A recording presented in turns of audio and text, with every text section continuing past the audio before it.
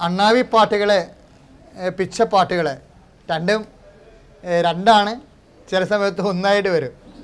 കേരള കടലോരത്ത് അതിൻ്റെ രാഗനിശ്ചയം നോക്കുകയാണെങ്കിൽ, രാഗസ്വഭാവം നോക്കുകയാണെങ്കിൽ ദ്രാവിഡ രാഗതാളങ്ങളിൽ കേരള കടലോരത്ത് മധ്യ തിരുവിതാംകൂറിൻ്റെയും തിരുക്കൊച്ചിയുടെയും കടലോരങ്ങളിൽ പ്രോപ്പറായിട്ട് പറഞ്ഞ ആ സ്ഥലങ്ങളിലാണ് 2600 കൊല്ലങ്ങളായിട്ട് നിലനിൽക്കുന്ന ഒരു കലാരൂപമാണ്.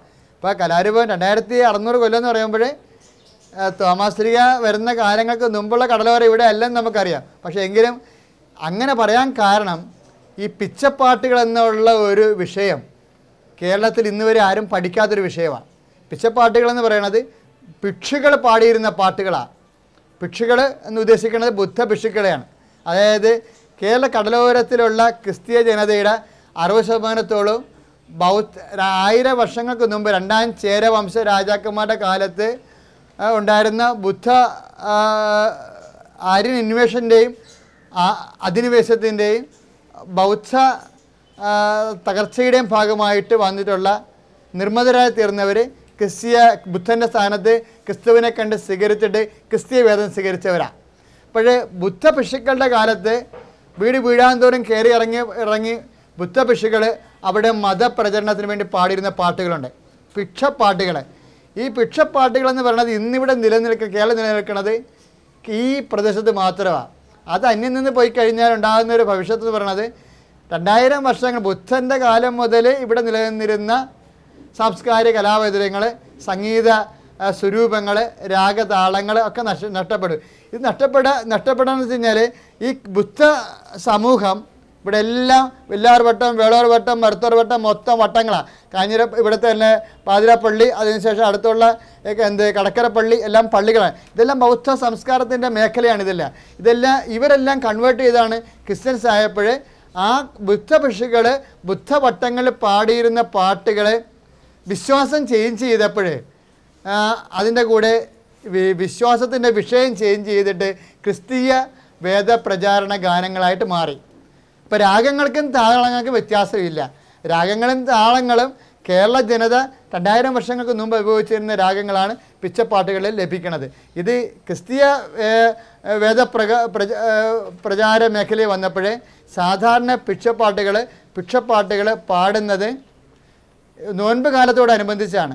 ക്രിസ്തുവിൻ്റെ പീഡാനുഭവത്തിൻ്റെയും കുരിശുമരണത്തെ അനുസ്മരിക്കുന്ന വലിയ നോൻപ് കാലങ്ങളിൽ അണ്ണാവി ആശാനും പഠിച്ചിട്ടുള്ള ശിഷ്യന്മാരും ഒരു കുരിശെടുത്ത് അതുപോലെ തന്നെ വേദഗ്രന്ഥം എടുത്ത് വെന്തിഞ്ഞയിട്ട് ഓരോ വീടുകളിലും ചുറ്റി നടന്ന് ഓരോ വീടുകളിലും പാടുന്നതനുസരിച്ച് അവർ വീട്ടിൽ നിലവിളക്ക് കൊളുത്തി അല്ലെങ്കിൽ കിടാവിളക്ക് തെളിച്ച് ആ പാട്ടിൽ ശ്രദ്ധിക്കും. പായിട്ട് കൊടുത്ത് അവർക്ക് ആദരവോടുകൂടിയാണ് ഇവരെ പാട്ടുകാരെ സ്വീകരിക്കുന്നത്.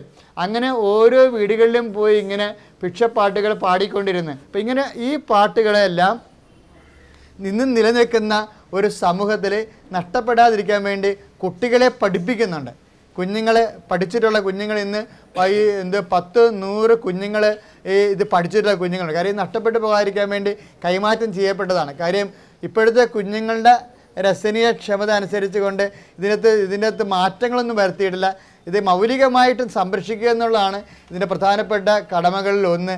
പ്രത്യേകിച്ച് അതിൻ്റെ രാഗങ്ങളും അതിൻ്റെ താളങ്ങളും അതിൻ്റെ വിഷയങ്ങളും അതെല്ലാം 6 കുട്ടികൾ തൊട്ടാണ് 6 കുട്ടികളാണ് ഇതിന് മിനിമം ആയിട്ട് ഒരു ഭിക്ഷപ്പാട്ട് സംഘത്തിൽ ഉണ്ടാകുന്നത്. അവർ തന്നെ ആശാനും ഒരു 3 ആഴ്ച കൊണ്ടും 3 മാസം കൊണ്ടും ഇത് പഠിച്ചെടുക്കാൻ കഴിയും. ഇത് നല്ല കാവടി ചിന്തകളിലാണ് എഴുതിയിരിക്കുന്നത്. അമ്പരനെ ആരണനെ എന്നുള്ള പാട്ടുകൾ നമുക്ക് ഈ പ്രോഗ്രാമിൻ്റെ കൂടെ നമുക്ക് കേൾക്കാവുന്നതാണ്. അതെല്ലാം മുരുകക്ഷേത്രങ്ങളിൽ പണ്ട് പാടിയിരുന്ന കാവടി ചിന്തി രാഗങ്ങളാണ് ഇന്ന് ക്രിസ്തീയ ഗാനങ്ങളായിട്ട് നോൻപ് കാലത്ത്. ക്രിസ്തുവിൻ്റെ പീഡാനുഭവ ചരിത്രമാണ് ഇതിൻ്റെ പ്രമേയം. പ്രത്യേകിച്ച് ക്രിസ്തു മാതാവ് ഈശോയെ കുരിശ് ചുമന്നുകൊണ്ട് പോയ ഈശോയെ കണ്ടോ എന്ന് പറഞ്ഞ് കണ്ണുനീരോടുകൂടി ജെറുസലേമിൻ്റെ വീഥികളിൽ എല്ലാവരും അന്വേഷിച്ച് എൻ്റെ മകനെ കണ്ടു.